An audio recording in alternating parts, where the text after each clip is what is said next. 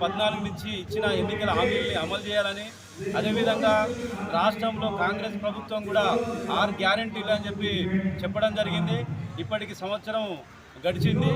అదేవిధంగా కేంద్రంలో ఉన్న రాష్ట్రంలో ఉన్నటువంటి ప్రభుత్వాలు ఎన్నికల్లో ఇచ్చిన హామీలను వెంటనే అమలు చేయాలని, భారతదేశంలో రాజ్యాంగాన్ని పరిరక్షించుకొని ప్రజాస్వామ్య విలువల్ని కాపాడుతూ ఈ ప్రజలకు ఇచ్చిన హామీల్ని మొత్తం ప్రజాస్వామ్యబద్ధంగా అమలు చేయాలని కోరుతా ఉంది. ఈరోజు దేశంలో కేంద్ర ప్రభుత్వం మత విద్వేషాలను రెచ్చగొడుతూ హిందూ, ముస్లిం, క్రిస్టియన్ అనేటువంటి అనేక రకాల విభేదాలు తీసుకొస్తూ ఉంది.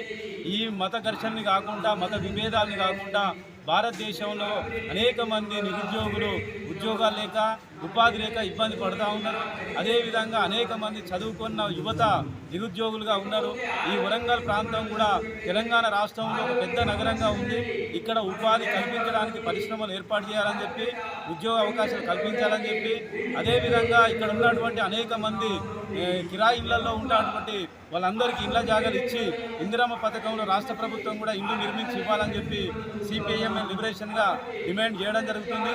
ఈ సభకు కేంద్ర పార్టీ నుంచి జాతీయ ప్రధాన కార్యదర్శి దీపాంకర్ భట్టాచార్య గారు, కేంద్ర పొలిట్ బ్యూరో సభ్యులు వి శంకర్ గారు, కేంద్ర కమిటీ సభ్యులు మూర్తి గారు, అదేవిధంగా రాష్ట్ర కార్యదర్శి రమేష్ రాజా, అన్ని జిల్లాల కార్యదర్శులు, ఇక్కడ ఉన్నటువంటి హన్మకొండ జిల్లా కార్యదర్శి రొయ్యల రాజు గారు, జనగామ జిల్లా కార్యదర్శి గుమ్మడిరాజు సాంబయ్య గారు, అనేక మంది జిల్లాల నుంచి ఈ పార్టీ శ్రేణులు, ప్రజలు పెద్ద ఎత్తున ఈ ర్యాలీ సభలో పాల్గొని విజయవంతం చేస్తూ ఉన్నారు.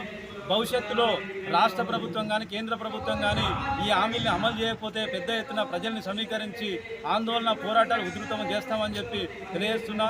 నా పేరు అక్కెనపల్లి యాదగిరి.